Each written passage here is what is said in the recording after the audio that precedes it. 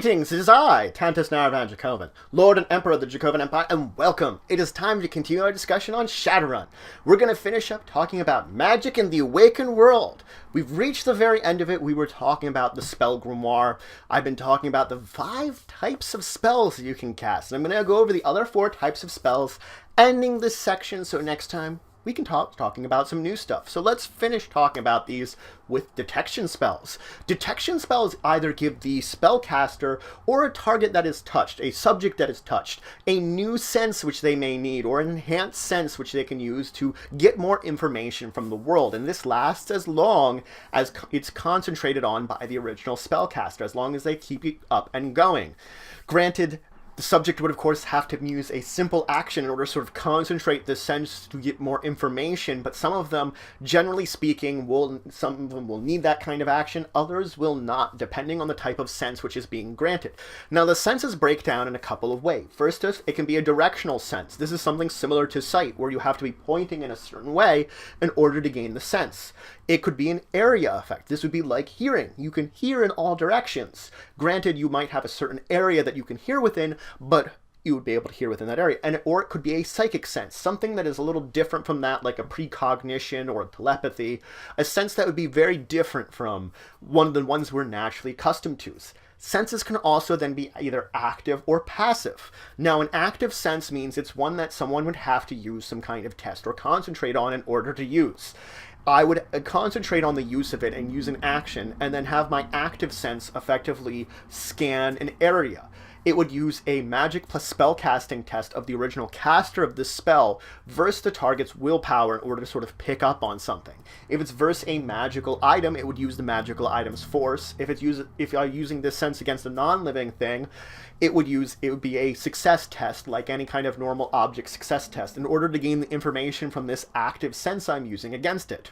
May I note that counterspelling will apply to any of these, any kind of these detection things, regardless of whether the magician that is being targeted or using counterspelling is aware of it or not. So they can put up the defense of counterspelling.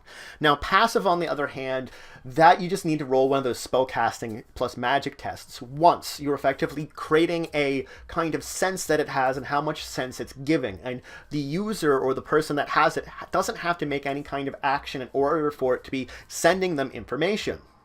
You make the success test, and then it applies against anything within the area that could give resistance against it. If some kind of new creature or target would enter the area, it would make a similar test once again against you and see if you would detect it using the detection that is passive. So effectively, it's sort of like if I'm trying to detect some kind of living creature and it's a passive effect, then it would resist it like any other kind of thing with its willpower, of course, plus possible counterspelling. And each of them would roll that separately against the number of successes that I got originally. So it's not really versus each other, it's I've set a DC that they have to meet in order to avoid my detection. Now, the range of detection is traditionally going to be your force times the magic of the spellcaster. So whatever that number would be is how far out these detection goes. There can be extended versions of these detection spells which go up to 10 times that amount. So it would be magic times force times 10. Granted, these are a separate version of these spells that you may learn, and the damage value for them increases by 2 to use an extended version of the spell. So you can either use the traditional or the extended version, and that applies for any of these detection spells. Now, should you glitch on this, traditionally it would give you something like false information, or it would increase the original damage value of your spell when you're resisting it, the drain value. Or increase the drain value of the spell. So there are 2 things here that could increase the drain value. Extended kind of range on it, or critically glitching or glitching might increase your drain value. Now let's move on and talk about health spells. Now, health spells are relatively simple. They're abilities used to cure injury, to cure disease, or to modify attributes. Noting here that no type of health magic can erase stun damage or cure psychoses.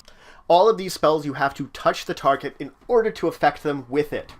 It's also important to note that someone with a lower than average essence is actually applying a dice pool penalty to your attempts to use a health spell on them.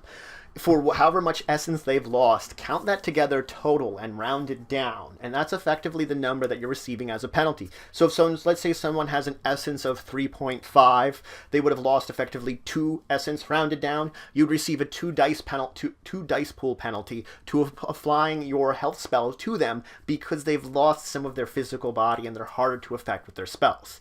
Note there are negative effects, health spells that can affect a target in a bad way. These spells are a posed test of your spellcasting plus magic versus their body, of course, for you attempting to do something to them physically that's actually causing them harm. It's sort of the, as I said, negative health spells. Now let's move on and talk about illusion spells.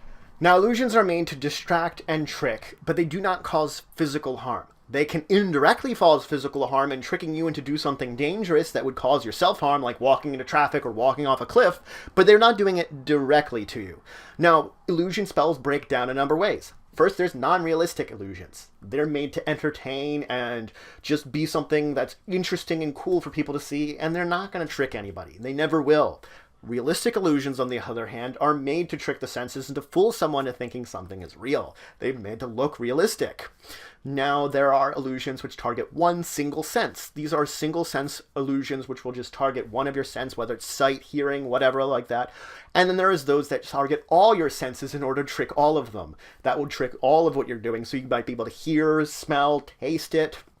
Now there's also mana illusions and physical illusions. Mana illusions are traditionally made, and they're based upon the astral plane, of course. And if you are a sensing, you can actually tell that they're illusions because they will have a magical aura.